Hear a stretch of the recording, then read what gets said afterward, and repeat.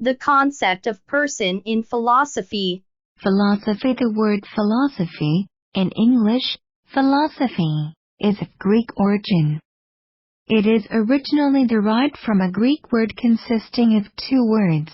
Philon means love or desire, while the second word, sophion, means wisdom, and thus the two words combined mean love of wisdom. However, this definition does not do justice to the word philosophy, so philosophy was defined as searching for the causes of things, for the purpose of revealing the underlying and deep meanings and reasons for it. That is, knowing the motives and causes of events and phenomena in an in-depth and detailed manner. The nature of philosophical studies is based on judging by the logical criteria of things, and looking at things from a comprehensive standpoint and in a comprehensive manner. Some considered it to be the study of phenomena in a theoretical and contemplative manner that has no relation to realistic applications. Some denied this misconception about it, and the opinions of scientists and philosophers have differed regarding it from ancient times until the modern era. 1. The person in philosophy. The concept of the person has received great attention from scholars, thinkers, and philosophers of the various human sciences. In the Arabic language, the body that has height and appearance is often expressed by the word human. The Dictionary of Meanings also mention the concept of the person in philosophy as the self that can become aware of its independent being of its own free will. The science of philosophy deals with the concept of the person as it represents the moral and spiritual aspect of the physical and biological structure of the individual. The term person includes identity, and the extent of its conformity with itself, which is the spiritual essence apparent in character. The names of the person or essence have varied throughout the history of philosophical sciences, and the terms soul, thought, feeling, and others have been applied to it.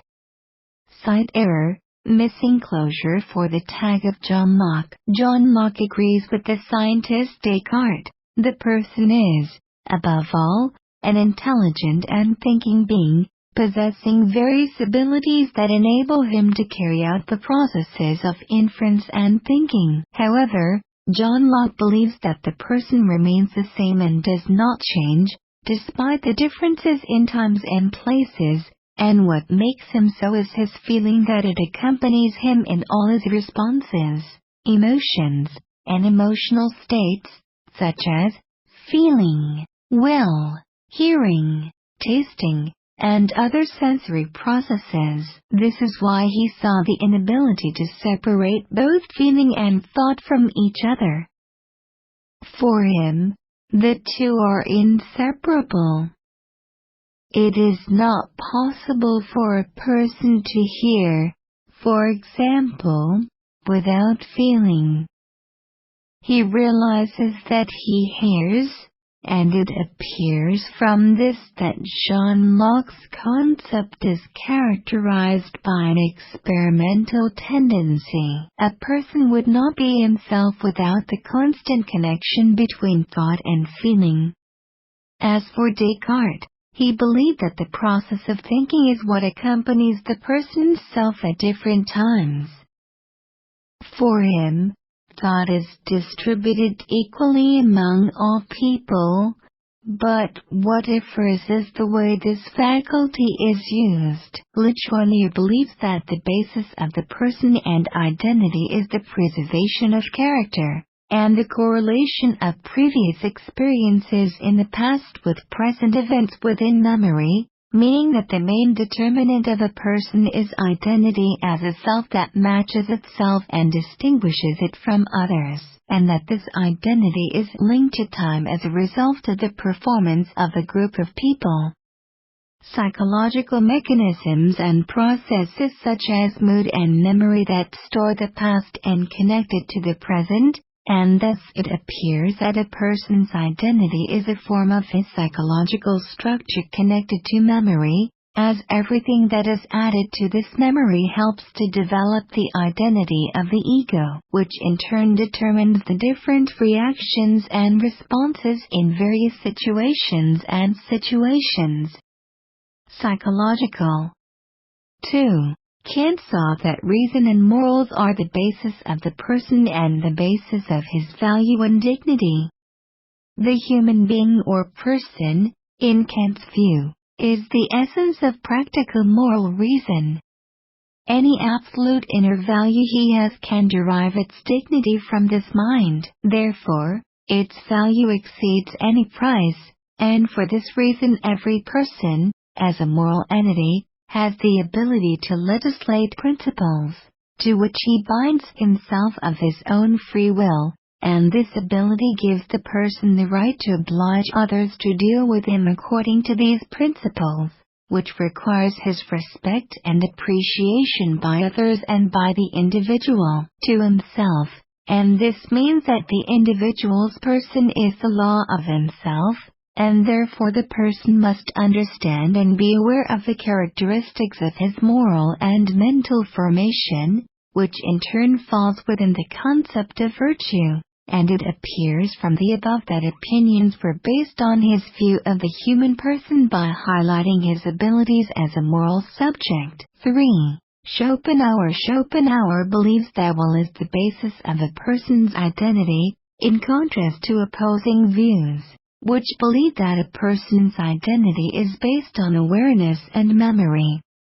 Schopenhauer's writings confirm that it is not possible to determine a person's identity through his physical structure or his physical and emotional image, because it is in constant and continuous change and development.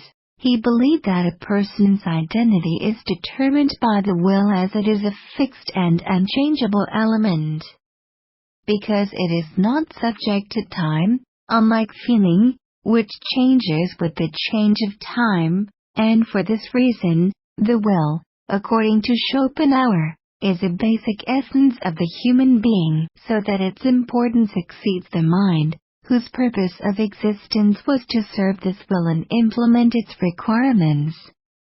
2. Ibn Sina took the name soul as an expression of the person's identity, which represents the spiritual side or spiritual tendency, which accompanies the individual in all stages of his life from his birth until his death, and this is the soul exists innately in a way that distinguishes the person and identity of its owner, and this soul is nourished by what is called the preservative power, which is memory. Ibn Sina mentioned in his writing that the process of remembering is what gives and gains the individual a sense of the stability of his identity, and this appears in the individual's feeling within himself that his person and the unity of his self-identity are continuous and stable with him as he goes through the different circumstances and situations that occur to him. That is, the continuity of the process of communication between past experiences and present experiences on an ongoing basis.